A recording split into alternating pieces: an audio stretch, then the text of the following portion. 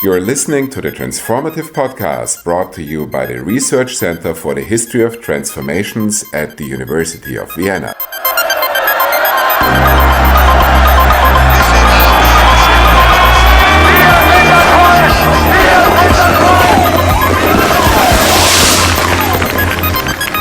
Welcome to the Transformative Podcast. My name is Thuc Linh Nguyen Vu, and I'm a postdoctoral fellow at the Research Center for the History of Transformations. And I am very happy to have Łukasz Stanek today with us. Łukasz Stanek is Professor of Architectural History at the Manchester School of Architecture at the University of Manchester in the UK. Łukasz Stanek wrote a fantastic book, Architecture and Global Socialism, Eastern Europe, West Africa and the Middle East in the Cold War, that came out with Princeton UP in 2020. And the book received many awards, reviews, and in general attracted lots of attention. Welcome, Łukasz. Thank you for joining us. Thanks so much, Lynn, for having me. So, Łukasz, imagine we are now meeting in Accra. Where would you take us to look for the tangible traces of the connections between post-colonial Ghana and the socialist Eastern Europe and the global Cold War that you so brilliantly retrieve and analyze in your book, Architecture and Global Socialism? Well, if we are meeting in Accra, then I suggested we meet in the restaurant of the International Trade Fair. We could have then our conversation over a bowl of fufu or over tilapia with banku. And then we could see the trade fair, which is I think, really interesting ensemble of buildings, which resulted from the collaboration between Eastern Europeans and Ghanaians under President Kwame Nkrumah, so in the 1960s. And these are also the buildings which are on the cover of my book. The trade fair is an example of how modern architecture responded to climate. And so that included large eaves and lattice work and louvers and cross ventilation. But it is also a piece of a modernist city. You can see three functions of modern urbanism there. So work, housing, and leisure. Work, including the trading function, which has expanded since then to other programs. Housing included the modernization of the neighboring La settlement, which was realized only to a small extent. And the leisure area was located at the ocean. And since then, it has been taken over by an enclave of luxury hotels and other development. And so the trade fair is a good place to see the traces of the collaboration between Ghanaians and Eastern Europeans, but also to see the development since then. Thank you all. The bowl of fufu sounds very appealing. Absolutely. So let's just go back to your book. Who are the key actors and agents who enabled and carried out the transfer of architecture and expert knowledge between the Second World, post-colonial state, and the Gulf countries?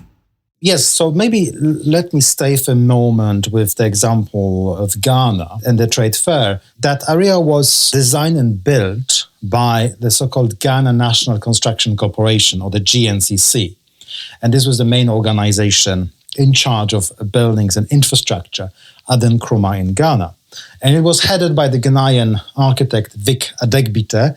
But by the 1960s, the majority of design architects in the GNCC were coming from socialist Europe. And they included Bulgarians, Hungarians, Poles, and Yugoslavs. So here you have already a range of actors. You have individual actors, including architects, planners, engineers, as well as managers, bureaucrats, foremen, scholars, and so on. But you have also institutional actors. As I mentioned, the GNCC was both a design institute and a construction company. And its work was conditioned by a range of other institutions, such as various ministries in Ghana and in Eastern Europe, political parties, industrial companies, the military, and so on.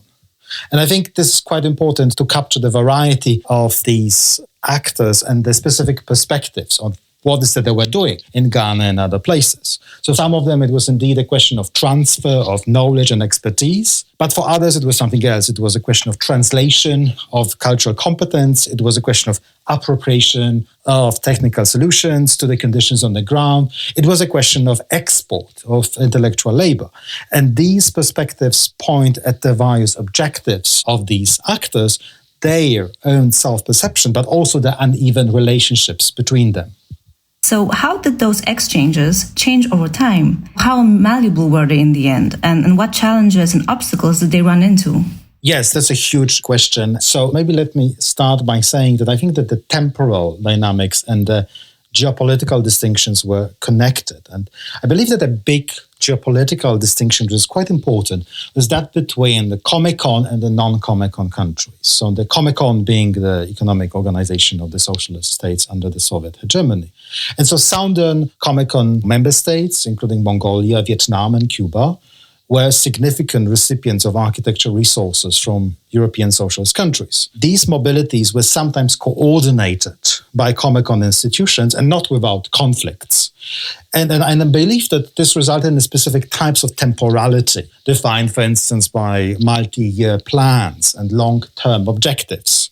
All this took place within a general dynamics of the Comecon, characterized by a mixture of exploitation and subsidy by the Soviet Union and other countries. On the other hand, there were those non-Comecon countries, and a whole range of them. They started with countries sympathetic to socialism, such as Ghana, under the short-lived regime of Nkrumah. Then they included countries pursuing specific visions of socialist development, such as Iraq under the Ba'ath Party. And then there were countries hostile, or with elites hostile to socialism, such as Nigeria or the Gulf monarchies. By the 1970s, the oil-producing countries in North Africa and the Middle East became really important partners of the socialist countries, notably the satellite states. These countries were under an obligation to repay their debts, and so a number of the actors I'm talking about needed to earn convertible currencies. This was the dynamics and the temporality really different from that of Comecon collaboration. It often resulted from expedient responses to short-term risks and opportunities and various crises, notably the sequence of oil crises. Your book tells such an interesting story about the enduring yet at times tenuous links between peripheral or semi-peripheral regions, for the lack of better terms, that were entangled in the global Cold War and its tensions that you just mentioned. So just why is it important to study those diverse connections after 89? Why it doesn't matter?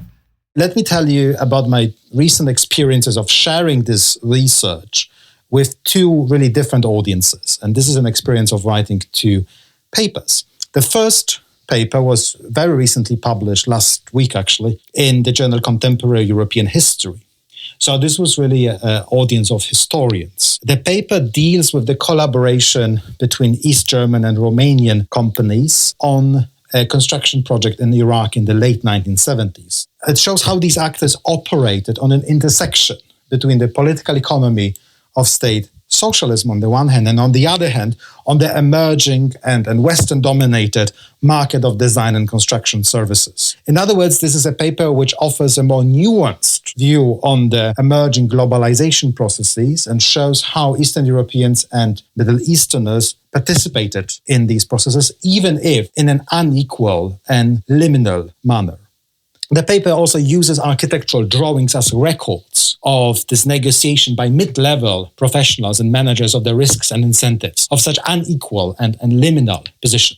And the second paper is about to be published by the journal called Urban Studies. And this paper is about something very different. It tells the story of how Soviet, Eastern European, African, and Asian scholars during the Cold War compared cities in these regions. So, for example, how they compared Tashkent and Accra, Warsaw and Baghdad, Hungarian agricultural towns, and rural Nigeria.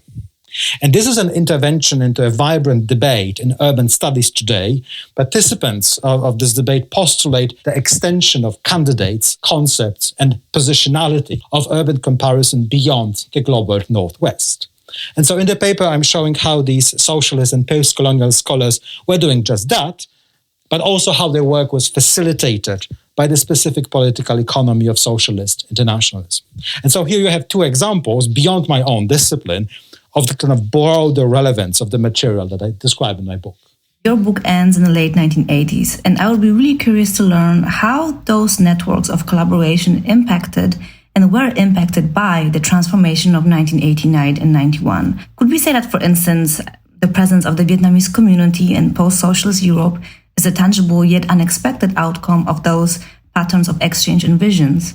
Yes, well, first, I believe that this material helps us to understand better at least the specifically spatial character of post-socialist transformation in Eastern Europe. So if you like, the urbanization of post-socialism.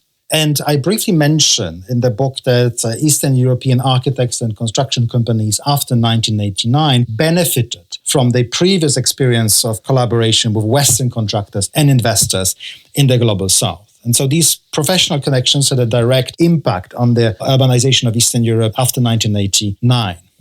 But I think beyond that, I wonder whether at least some among these urbanization processes, notably the question of suburbanization of Eastern Europe, had a longer genealogy. Based on my research, my hunch is that a lot could be gained from looking at them in a longer perspective since the 1970s.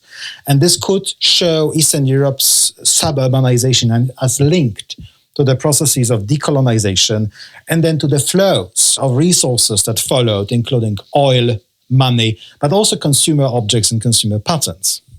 They are also, and to come back more directly to your example, they are also things which very much puzzle me.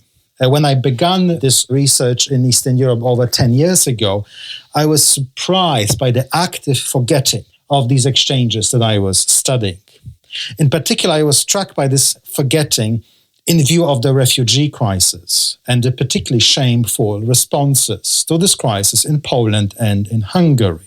And these responses, the Middle East and North Africa, were often depicted as places with which the Poles and the Hungarians had nothing to do. And this very much contrasted with the truly generational and really en masse experience of so many people from socialist countries who worked in both regions in the 1970s and 1980s. I think this forgetting is really something to be studied more. But, just to throw back the question at you, based on your own research of the Vietnamese community in Poland, how do you see these relationships? I agree with you, Łukasz, that the active forgetting, as you name it, that seems to be taking place in public sphere in Poland contrasts quite sharply with the very history of Poland's involvement in the global Cold War. Think about the early 1950s when the first large groups of Korean children arrived to Lower Silesia in Poland and had lived there for almost a decade.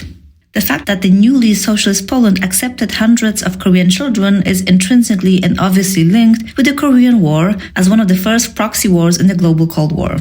While unfortunately little is known of those children's lives back in Korea, their very presence in Silesia is a proof of Poland's involvement, even if limited in terms of resources, in the global Cold War. And there are many more examples pointing to Poland's participation in the Cold War. The history of almost all non-European diasporas in contemporary Poland goes back to the 1950s and 1960s, when first students from the so-called Third World countries came to Poland as part of the global socialist but temporary mobility system. Also, the famous and the biggest Polish language school in Łódź, that still operates, by the way, was founded in order to accommodate newly arriving students from the so-called Global South. So those transcontinental contacts during socialism were there, and to some extent they still keep on shaping the ethnic composition of contemporary Polish society. In other words, a lot of things that take place in contemporary Poland are very deeply rooted in this socialist past that often is being omitted or forgotten by the public and by historians. I guess it's our task to unearth those stories and try to understand how they can be factored in so that a new picture of the past and the present can emerge. Thank you for this wonderful conversation, Łukasz. Absolutely. Thank you. You have been listening to the Transformative Podcast produced by RECET in Vienna.